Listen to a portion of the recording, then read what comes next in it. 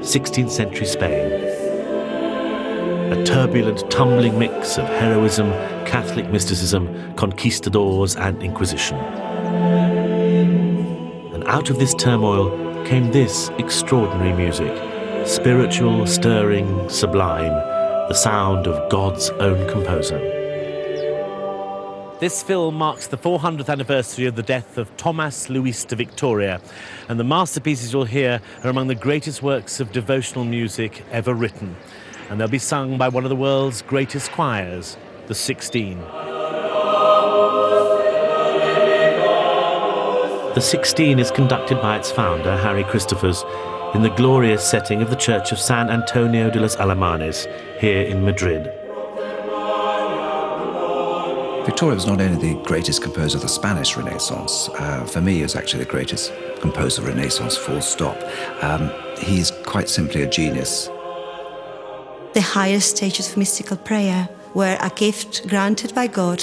Victoria must have had that sort of experience to be able to produce that music that is on a higher plane than other forms of music. The music opens a window onto the world of this intensely spiritual man, musician, priest and mystic. This is an opportunity to celebrate his life and his creations, some of the most glorious work of the late Renaissance and the Spanish Golden Age.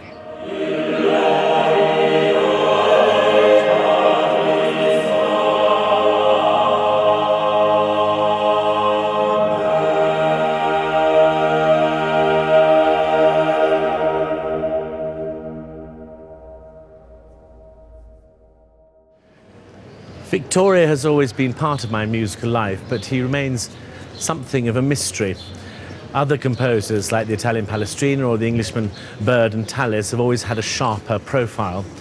But Harry Christophers believes that Victoria is a composer of genius and that his works are only now beginning to achieve their proper prominence. One of the most amazing things for me about Victoria is the way you can interpret his music, the way you can be incredibly daring about dynamics, and sometimes in performance, we as a group, we feel so overpowered by the emotion that his music can give us. Within a very simple motet, you can create these incredible effects that have the listener sitting well up on their seat and they don't know what's going to happen next.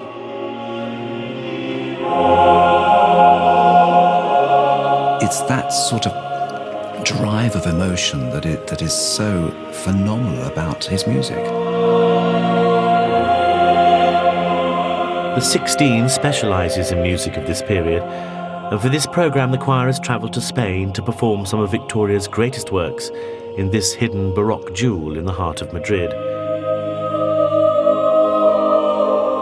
The Church of San Antonio de los Alemanes was built during Victoria's lifetime, and in this remarkable oval building, every surface is painted with depictions of the life of St. Anthony and of Spanish royalty. The acoustic here is ideal for displaying the glories of this music.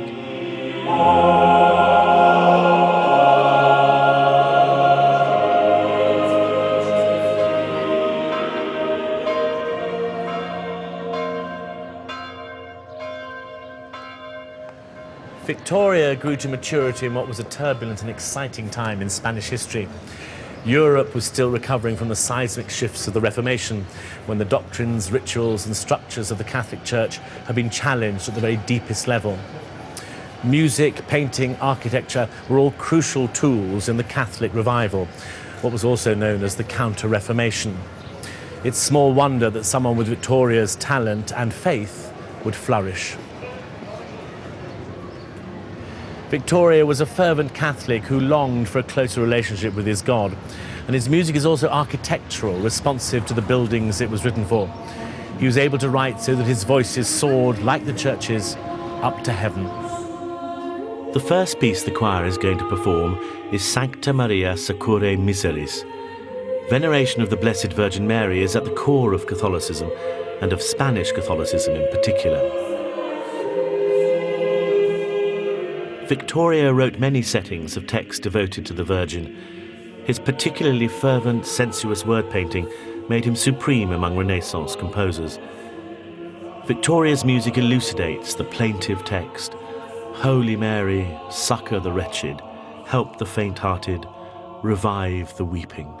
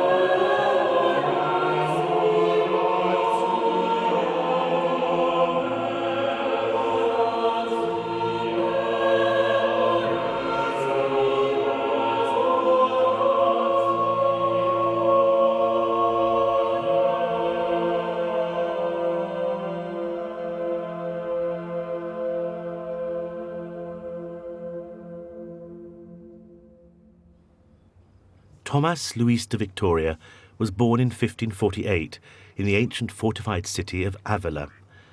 Avila lies 50 miles to the northwest of Madrid, surrounded by the plateau of the central Sierras.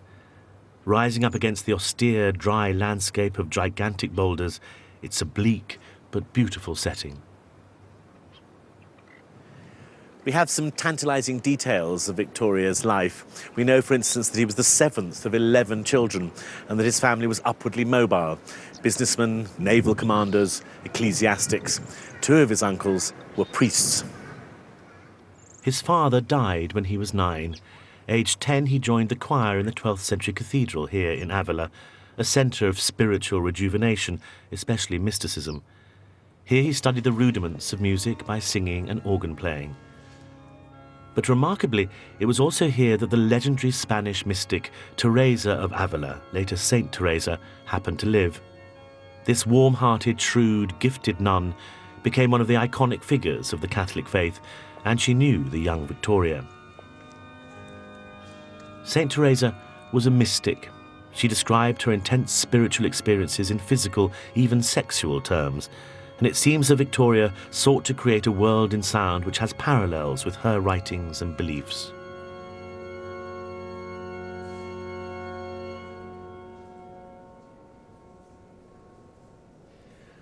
What a marvellous building this is. It's filled with the richest decoration, but somehow, perhaps because of the quality of the stone, it feels as light as air. And what a joy it must have been to have heard the choir singing from here, tracing with one's ear the play of distinct voices in some masterpiece of polyphony. Victoria, as a young boy, would have sat on one of these benches reading his music from the large central lectern, and in fact the cathedral still owns beautifully illuminated manuscripts from the 16th century that Victoria himself would have read.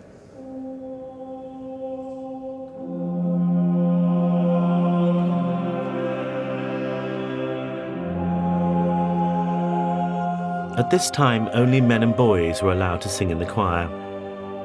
Harry Christophers uses women in his choir, and the soprano voices are specially selected for their bell-like clarity in order to emulate the sound of boys singing.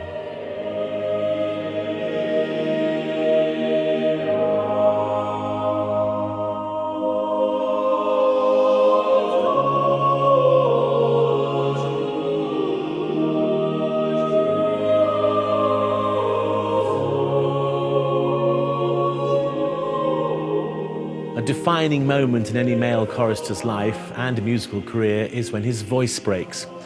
This happened for Victoria when he was 17, but he was considered talented enough for the king himself to sponsor his further education.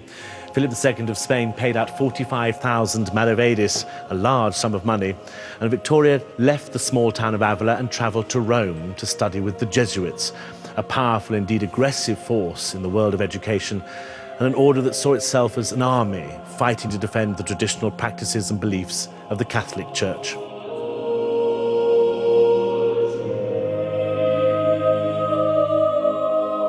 The Salve, Regina is the most famous hymn to the Virgin Mary, and it's set by all Renaissance composers. Victoria actually made one or two settings of this piece. The one we're performing is for double choir. Beautiful layers of texture that he uses, just oscillating from one choir to the other.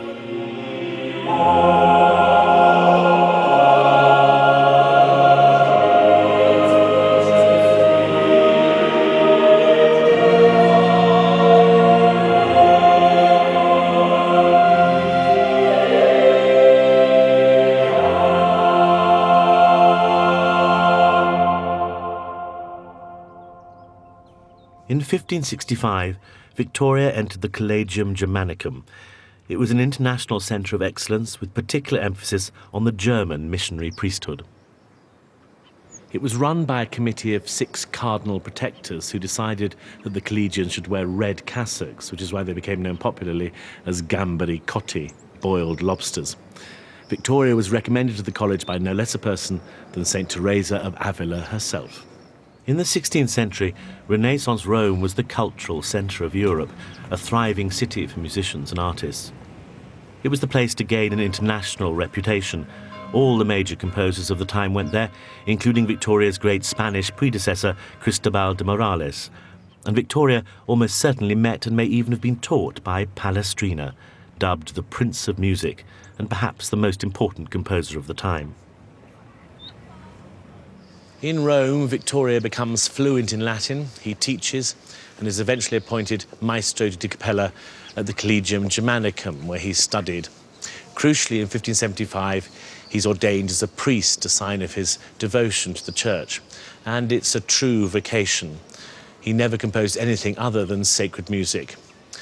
And yet he must have been homesick. He left his heart in Spain, and you can hear this in his motet of exile, Super Flumina Babylonis.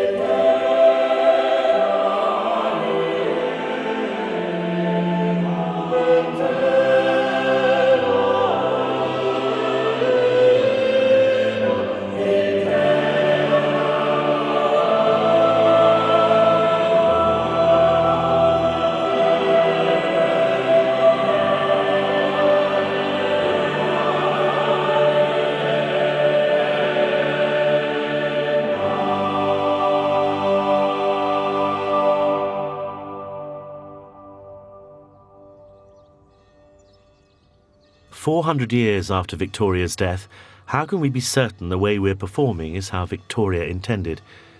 Fortunately, there's a rich archive of Victoria's music, and I've come to the Santa Anna Monastery in Avila to see some of his original printed scores. The first book I'm shown contains 4 separate parts that could be untied and handed out to the different voices. It was printed in Venice in 1572 when Victoria was 26 years old. So is this a sign that he was already successful? Sobre todo lo sorprendente es la madurez que muestra Victoria en estas obras, porque estas mismas obras las va a reeditar posteriormente prácticamente sin ninguna modificación. Eso quiere decir que eran ya obras que estaban perfectamente acabadas, siendo sus primeras publicaciones. Do we have any examples of his handwriting at all? Lo que sí que tenemos es algunas correcciones, por ejemplo, ¿no? Esto es una edición facsímil, no es un original, pero que se conserva en la Biblioteca Nacional de Roma, de unos salmos editados por él. Sí que lo es, por ejemplo, la cabecera, Tomé Ludovic de Victoria, y hay luego textos. Esto, por ejemplo, sí que es un texto escrito por él. Esta es su grafía. And these are instructions for the printer, is that right? Efectivamente. Victoria's music was sent out to European cathedrals and colleges, certainly to Germany, Austria, Poland and Spain. I asked Alfonso if this made Victoria well off. Hay otros historiadores que han defendido que se hizo efectivamente bastante rico con la venta de sus obras, porque lo envió a muchas catedrales y le pagaron. Hoy eso está puesto en cuestión, porque sabemos que le pagaron a algunas catedrales, pero muy poquitas para toda la edición que hizo. Entonces probablemente no se hacían ricos con estas ediciones. Is he the genius of Spanish Renaissance music, in your mind? En mi opinión, sí. En mi opinión, Victoria es el gran genio, ¿no?, del Renacimiento. Por un lado, la perfecta adecuación de la música al texto. Y por otro lado, el sentido armónico más moderno. So a modern harmonic sense. Efectivamente. Don Alfonso, thank you very much indeed. Gracias. Victoria wrote a lot of music for Lent. And the service of Tenebrae is incredibly important in that build-up to Good Friday. Tenebrae, literally darkness, so this is the evening service. They're very direct expressions of emotion, and for me this is where Victoria is at his best.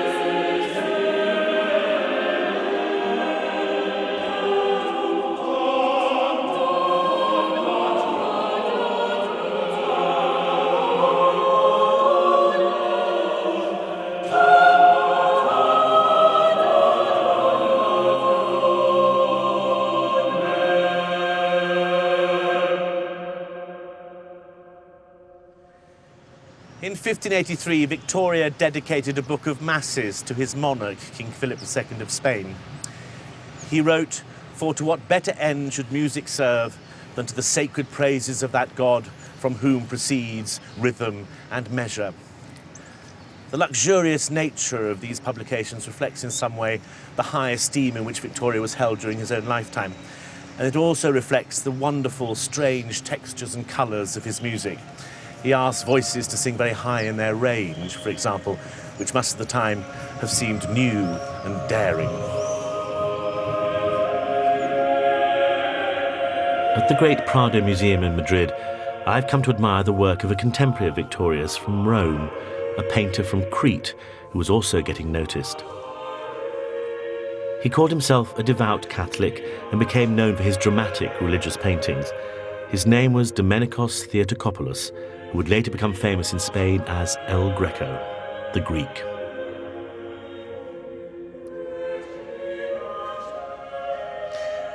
I particularly love this painting, the Annunciation, and it's a work that inhabits much the same world as Victoria's music.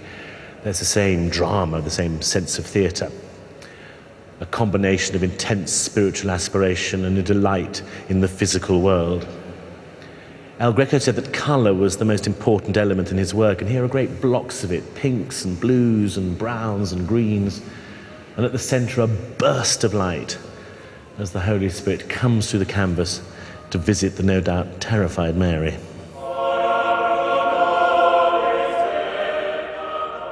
Looking around that El Greco's work strikes a chord.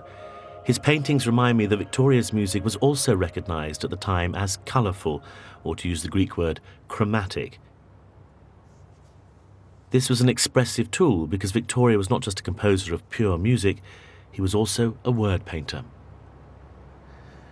Victoria often used texts from the Song of Songs, a book in the Bible that's a rich, sensuous love poem that was also used as an allegory for Christ's relationship with his church and for many of the feasts of Mary.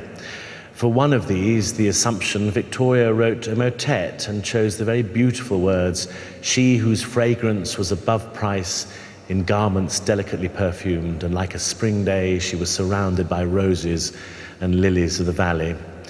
Particularly apt for this rather delicate, fragile Mary. And then, much to my delight, at the top of the painting, watching the whole scene, is a group of musicians. I wonder what music was going through El Greco's head when he painted this. Victoria's, perhaps.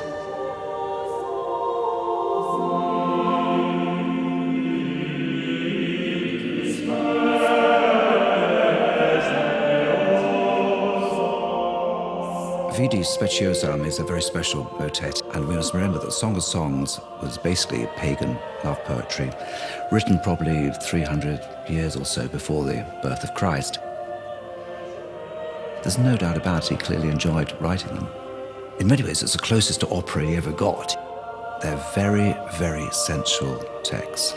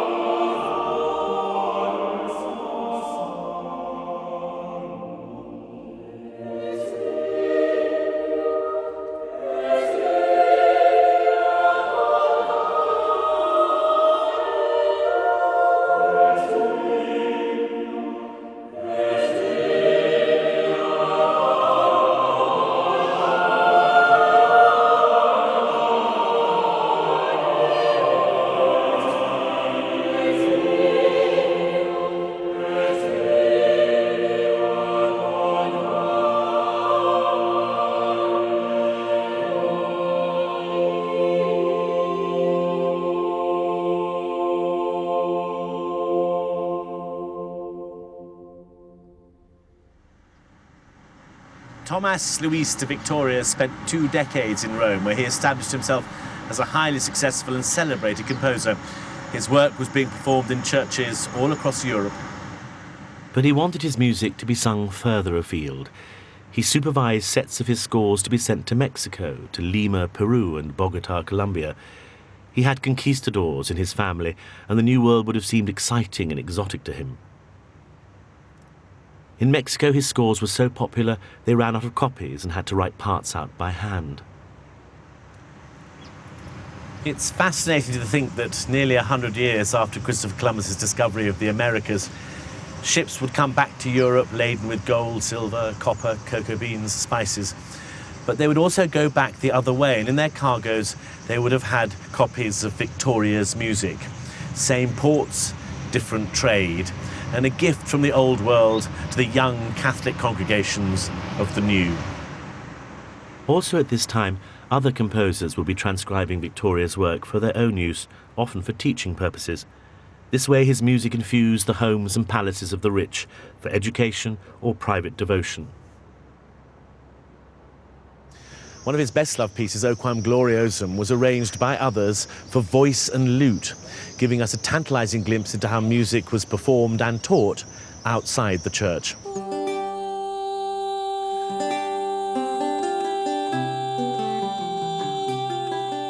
Sacred music wasn't just for the divine service and for the performance by an all-male choir, which of course it would have been in Victoria's time. There are many examples of this sort of repertoire being done where you have a very florid lute accompaniment to the single voice. And this would have probably been for teaching the young princess how to sing.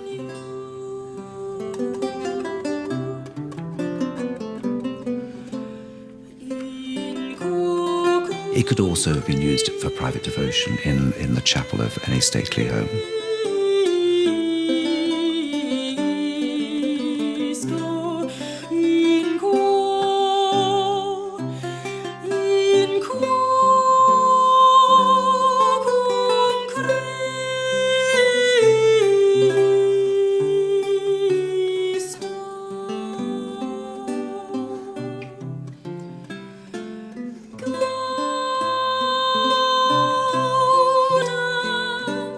Go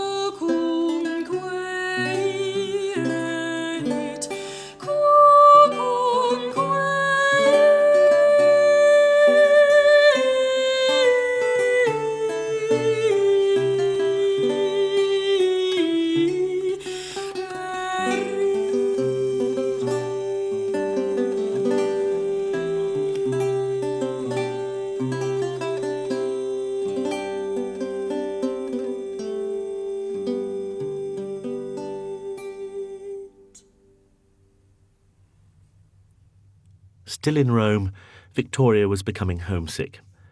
In 1583 he dedicated his Missarum Libri Duo, his Book of Masses, to Philip II, his king and emperor, and expressed his desire to return home to Spain, to spend my time in the contemplations of the divine, as befits a priest. We don't know why he decided to leave what must have been a very successful career in Rome. It seems that some instinct was telling him to pursue a different, quieter path. Maybe he was just tired of living abroad. We do know that he was in demand. He had offers from the splendid cathedrals in both Saragossa and Seville. Victoria's long-range courtship of Philip II would pay off with a post in Madrid. At his nearby royal palace El Escorial, the king would have enjoyed performances of Victoria's music. At this time, Philip, already ruler of vast swathes of the known world, was preparing his fearsome armada to invade England and persuade the Bolshie English back into the Catholic fold. His second wife, Mary Tudor, Queen Mary of England, had died 30 years previously, and soon after Philip had sought to marry her sister Elizabeth I, who refused him. Now, Philip assembled his fleets to attack England.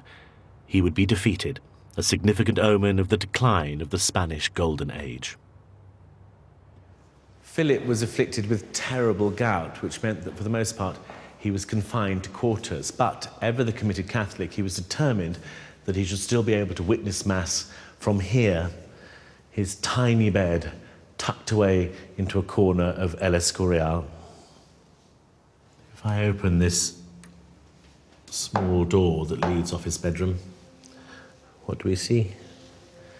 The high altar of the Palace Basilica, his very own ensuite chapel. So Philip could watch the priest celebrating Mass, but the congregation couldn't see him. And of course he must have heard the music, and one hopes taken some solace from it. In fact, we think that Philip died in this very bedroom, listening to the sound of the choir at dawn.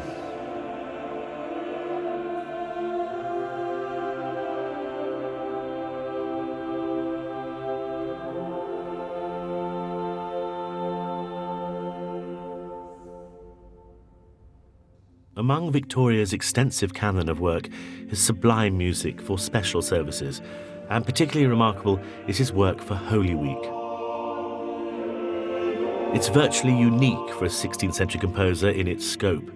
Liturgical music which takes worshippers on a journey, each piece of music fulfilling a specific purpose. His Lamentations offer a particular intensity of expression, passionate, sombre, mysterious. The Lamentations of Jeremiah have been set by all the finest Renaissance composers. Victoria's set is quite amazing. This is what constantly, for me, sets Victoria apart from all other composers is that he absolutely gets it to the bottom of these texts. They're very, very personal interpretations.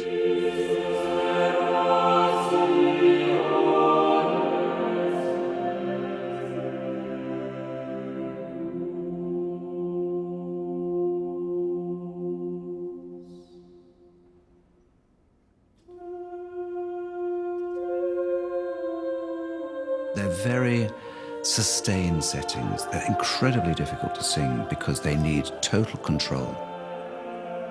When you sing them, you have to feel you're kneeling on bare stone, and it's got to feel uncomfortable.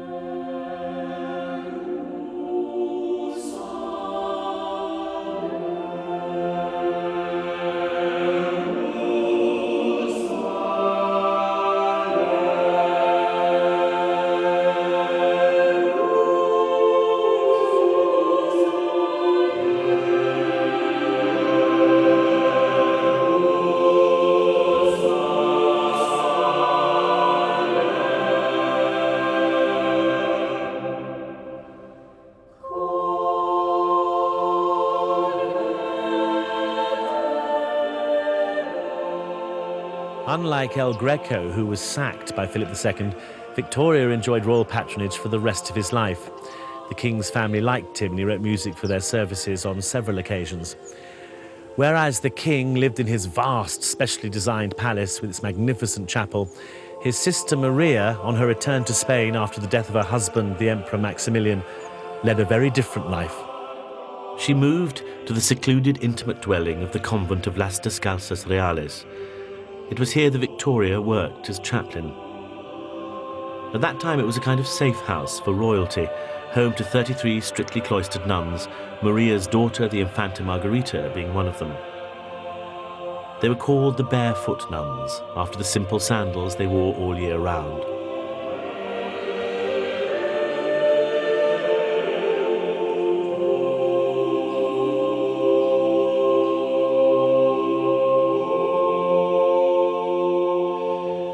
This is where Victoria worked very happily for a quarter of a century. It was here that he played the organ, taught singing, served as a priest, worshipped in the chapel. We know that the elite of Madrid used to come to this convent in order to listen to Victoria's music, and we also know that he was still being published because he travelled to Rome to oversee an edition of his works. So he obviously still had the desire that his music should be known and performed.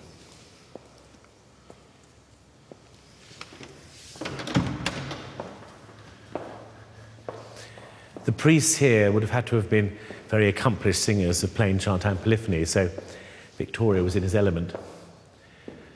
By all accounts, he was a friendly, jovial man. He didn't see his faith as a means of cutting himself off from the world. He became part of the community here, playing the organ, taking daily mass, and still composing. His royal patron, the Empress Maria, so valued Victoria's work that when she died, she bequeathed to him a chaplaincy for life, which secured his future. She also chose to be laid in this marble tomb, right here in the choir room, rather than next to her brother in El Escorial. Victoria responded by writing what is arguably his finest work, a requiem not just for his patron, but for an age, representative perhaps of the dying embers of Spain's golden era. The Requiem of 1605 is Victoria's final work. It's a simply magnificent statement of dignified and reverent spirituality.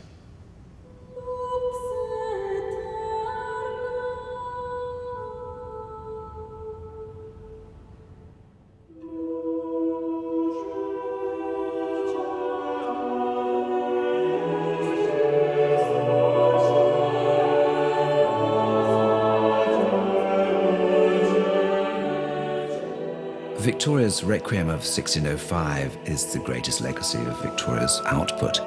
For me, it's the finest requiem written by any Renaissance composer. It's beautiful setting of some very enlightening words.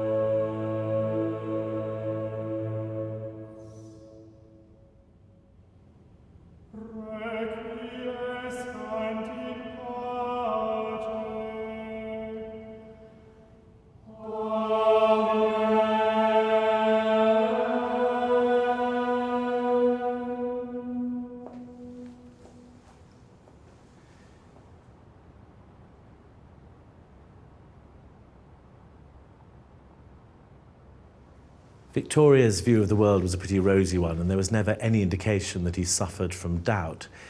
His faith was always absolutely secure. Understanding this, and understanding too the mystical dimension to his work, makes listening to his music a completely different experience. The fashion for mysticism of the type encouraged by his mentor Teresa of Avila fits perfectly with the ecstatic nature of Victoria's music. Teresa of Avila, for instance, recommended that her nuns could follow their moods. If they were feeling sad or anxious, they could choose themes from the Passion, visualizing scenes from the Passion as if present, using the imagination to visualize small details such as the tears and the sweat of anxiety experienced by Christ. And Victoria must have had that sort of experience.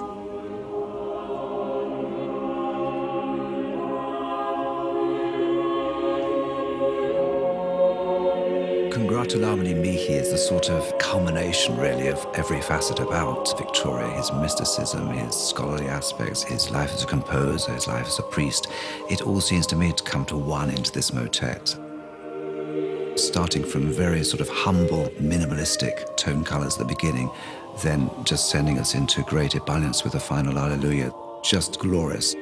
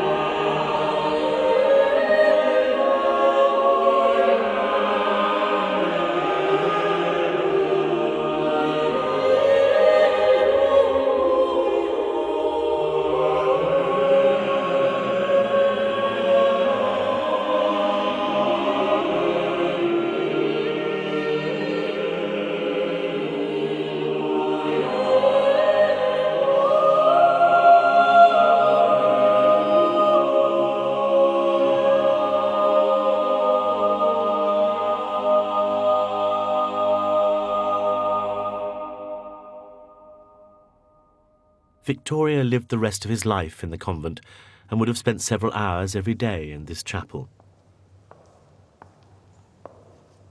He loved playing the organ, and when he died in 1611, aged 63, he left his assistant this very instrument. It must have cost a considerable amount, but he paid for it himself. I was permitted to sit in the organ loft, but not to play it. The great Requiem that Victoria wrote for his patron, the Empress, rather touchingly was used at his own funeral. Although Spain's golden age was declining, Victoria's music has lived on, and as he would have wished, it continues to be performed in cathedrals and churches throughout the world. My short visit to Spain has allowed me to build a picture of the man, Tomas Luis de Victoria, and it's certainly helped to clarify for me his place in the long, eventful history of Catholicism in this country. I'm awestruck by a man who can dedicate his whole life and creative work to his faith and do it with such a light heart. He was obviously a man of inexhaustible energy, and this empowered him to chart his spiritual life with great honesty and huge power.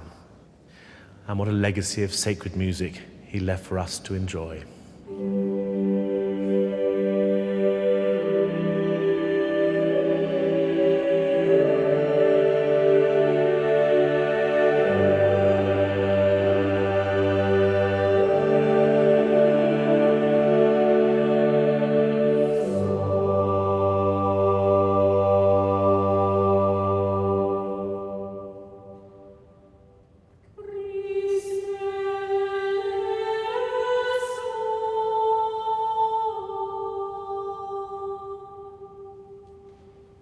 Kyrie.